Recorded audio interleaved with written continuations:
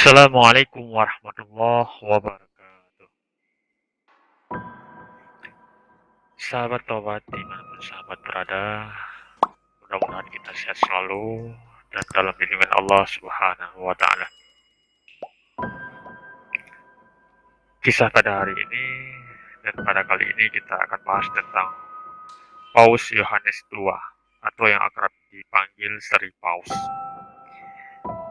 Dia adalah pimpinan umat Katolik sedunia yang melakukan pidato resmi Vatikan kepada dunia internasional mengenai sikap resminya terhadap konflik berdarah Israel dan Palestina di Timur Tengah.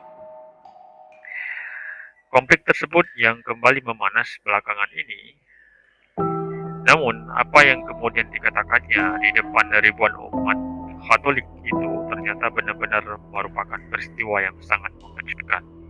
Bahkan boleh dikatakan sebagai berita yang paling mengerikan abad ini.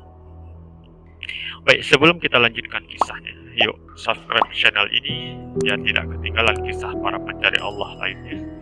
Dan jangan lupa like, share, dan komen yang baik. Insya Allah keberkahan buat kita semua dari kisah para mu'alaf dan kisah Islam lainnya. Ibarat petir yang bolong pada pukul 17.00 waktu setempat, Sri Paus mengumumkan kepada seluruh dunia bahwa mulai saat itu, detik itu beliau menyatakan dirinya masuk ke dalam agama Islam. Saking mengagetkannya, pengumuman tersebut dari 16 orang di antara ribuan umat yang mendengarkan pidato langsung Sri Paus langsung dilarikan ke rumah sakit karena mendapat serangan jantung mendadak. Hanya 5 nyawa di antara mereka yang berhasil diselamatkan. Ketika Sri Paus mengatakan sikapnya dalam pidato tanpa teks tersebut, semua umat nampak begitu serius mendengarkan.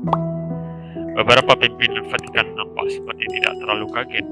Bahkan beberapa di antara mereka yang mendengarkan pidato Sri Paus tersebut sedang memegang sesuatu. Mungkin banyak umat Katolik di hadapan Sri Paus yang heran dengan benda apa yang dipegang oleh beberapa kardinal dan pimpinan Vatikan itu. Ternyata mereka sedang memegang tasbih sambil mulutnya terlihat seperti sedang membacakan ayat-ayat. Ternyata para pimpinan dan pengurus Vatikan sudah tahu bahwa semenjak beberapa bulan terakhir, Sri Paus bahkan sudah mulai melakukan sholat dan puasa. Dan itu juga dilakukan bersama-sama dengan mereka semuanya.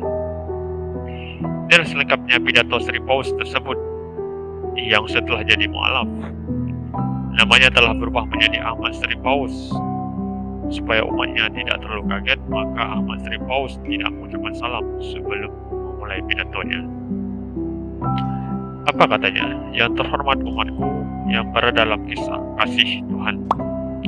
Hari ini adalah hari Minggu yang cerah. Tujuan saya berdiri di podium ini tak lain adalah untuk membuat pengumuman penting yang harus saya umumkan ke seluruh penjuru dunia saat ini juga. Yang mana menurut saya, semakin saya tutupi apa yang ingin saya kemukakan itu justru akan semakin tidak baik. Ini semua berkaitan dengan pilihan jiwa dan hati nurani saya. Sudah selama puluhan tahun, kalian semua mengetahui bahwa saya adalah seorang pemeluk agama Katolik yang taat. Bahkan saya adalah pemimpin umat Katolik di seluruh dunia, sekaligus sebagai wakil Tuhan di dunia ini, atau Vicarius Filii Dei. Saya mewakili urusan Allah untuk dunia ini memberikan amnesti, abolisi, dan grasi atas umat manusia yang berdosa dengan mandat sebelumnya dari Allah. Namun mulai kini saya mampu berdusta lagi. Sesungguhnya sejak puluhan tahun lalu saya sudah tak meyakini lagi kebenaran dari agama Katolik ini. Karena semakin saya mendalami Alkitab, semakin jelas pula kesalahan-kesalahan yang saya temukan dalam kitab ini. Maka itu, saya berusaha membandingkannya dengan kitab-kitab suci yang lain. Dengan kitab Injil, Kristen Protestan malah semakin rusak. Dengan kitab Wedanya, umat Hindu, Tuhannya juga ada 3. Barulah ketika saya mulai membaca Al-Quranul Karim, saya tahu apa yang selama ini sebetulnya saya cari-cari. Ribuan umat yang berada di hadapan Sri Paus nampak bingung dan saling bertanya-tanya. Kemudian Sri Paus melanjutkan ucapannya. Tapi ketika itu saya masih takut dengan ancaman yang mungkin saya terima jika saya nekat keluar dari agama Katolik. Namun kini saya berada mengambil keputusan penting ini. Saya tak akan takut lagi pada ancaman pembunuhan yang mungkin akan segera saya hadapi. Saya hanya ingin hidup tenang, terutama jiwa spiritual saya.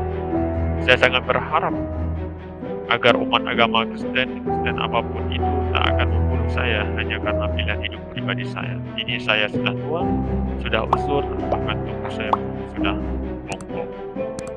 Sampai di sini beberapa umat nampak mulai menitikkan air mata karena terharu. Saya percaya Allah itu satu, dan saya juga percaya bahwa Nabi Muhammad itu adalah utusannya. Dan beliau mengucapkan asyhadu an la ilaha illallah wa asyhadu anna Muhammadar Rasulullah. Muhammad Sri Paus mengucapkannya dengan bahasa yang terbata-bata. Saya tahu konsekuensi dan mungkin reaksi dari umat Kristen di seluruh dunia kalau saya melakukan pengumuman ini, tapi saya terpaksa melakukannya minimal untuk diri saya sendiri. Saya khawatir akan kehidupan saya di akhirat nanti bila tetap berada dalam jeratan kekafiran. Nah, inilah pidato terakhir Sri Paus atau yang sering disebut Paus Yohanes II. Billahi taufiq wal hidayah. Assalamualaikum warahmatullahi wabarakatuh.